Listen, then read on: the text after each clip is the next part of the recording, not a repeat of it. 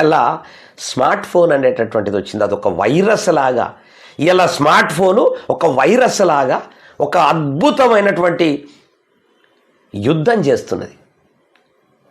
ఒక ఫోన్, ఒక యూట్యూబ్ అనేటటువంటిది ఇలా అద్భుతమైనటువంటి యుద్ధం, ప్రజాయుద్ధం చేస్తూ ఉన్నది, ప్రజల కోసం యుద్ధం చేస్తూ ఉన్నది.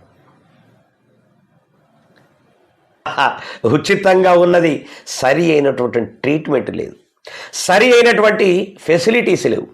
ఉచితంగా ఉన్నది ఎప్పటి నుంచో, నేను పుట్టినప్పటి నుంచే ఉచితంగా ఉన్నది. అది కాదు, ఆ ఉచితం కాదు. ఇవాళ కార్పొరేట్ విద్యాలయాల్ని, కార్పొరేట్ హాస్పిటళ్లను ఎంకరేజ్ చేసుకుంటా ఆ విద్యను ఖతం చేసి సరి అయినటువంటి అద్భుతమైనటువంటి విద్యను అందించేటటువంటి పరిస్థితుల్లో లేరు. సరి అయినటువంటి ఫెసిలిటీసు లేకుండా పోతుంది. ఉచితాలు ఇస్తారు కానీ అక్కడ అద్భుతమైనటువంటి ఫెసిలిటీస్ చేయకుండా ఇవాళ ఉన్నటువంటి పరిస్థితి. రండి మీరు, నేను చూపిస్తా అసలు ఒక్కొక్క స్కూల్ ఏ విధంగా ఉన్నదో. ప్రైవేట్ స్కూళ్ళ కోదం, ప్రభుత్వ స్కూళ్ళ కోదం, దానికి దీనికి ఎందుకు తేడా ఉన్నది అనేటటువంటిది కూడా మనం తప్పకుండా ఆలోచించవలసినటువంటి పరిస్థితి ఉన్నది. ఒక ప్రైవేటు ఎడ్యుకేషన్ ఇన్స్టిట్యూట్లు ఏ విధంగా ఉన్నాయో గవర్నమెంటు స్కూళ్ళు కూడా అట్లా నిర్మాణం చేయమని అడుగుతున్నాం. ఉచితం అంటే ఆ ఉచితం కాదు, సరి అయినటువంటి పద్ధతిలో తీసుకురమ్మని చెప్పేసి మనం కోరుతా ఉన్నాం. ఇంకా ఇన్స్టిట్యూట్లు పెంచమని చెప్తున్నాం, ఇంకా విద్యాలయాల్ని పెంచమని చెప్తున్నాం. ప్రైవేటు కార్పొరేటు కాలేజీలు స్కూళ్ళు ఉన్నాయి కదా, వాటి మీద డిపెండ్ కావద్దంటున్నాం. లేదా వాటిని ఎంకరేజ్ చేస్తే వాటికి డబ్బులు లేకుండా ప్రభుత్వమే అన్ని రకాలుగా ఇచ్చి ఒక్క రూపాయి కూడా తలగకుండా ఎడ్యుకేషన్ అందియమని చెప్పండి, అదైనా చేయమని చెప్పండి. లాస్ట్కు మునిగిపోతుంది ఖచ్చితంగా.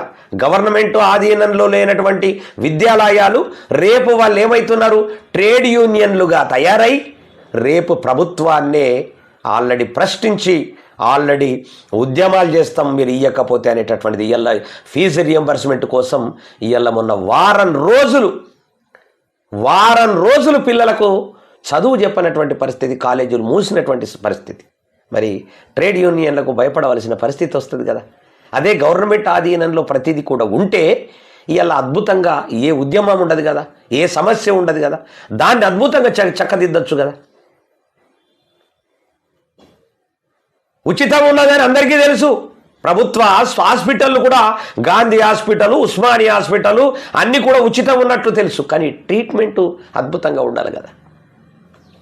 లేదా ట్రీట్మెంట్ అద్భుతంగా ఉన్నది అబద్ధం ఆడుతున్నామని నన్ను అంటే మరి ఈ రాజకీయ నాయకులు, సెలబ్రిటీలంతా మరి గవర్నమెంట్ హాస్పిటల్లో పోయి మరి ప్రజలకు మోటివేట్ చేయొచ్చు కదా, వాళ్ళ చూయించుకొని మోటివేట్ చేయొచ్చు కదా. వాళ్ళ పిల్లల్ని గవర్నమెంట్ స్కూళ్ళల్లో చదివించచ్చు కదా, ఎందుకు చదివించట్లేదు? కారణం ఏంటి? ఇలాంటి దురదృష్టకరమైనటువంటి పరిస్థితులలో ఇలా కొనసాగుతున్నటువంటి పరిస్థితి.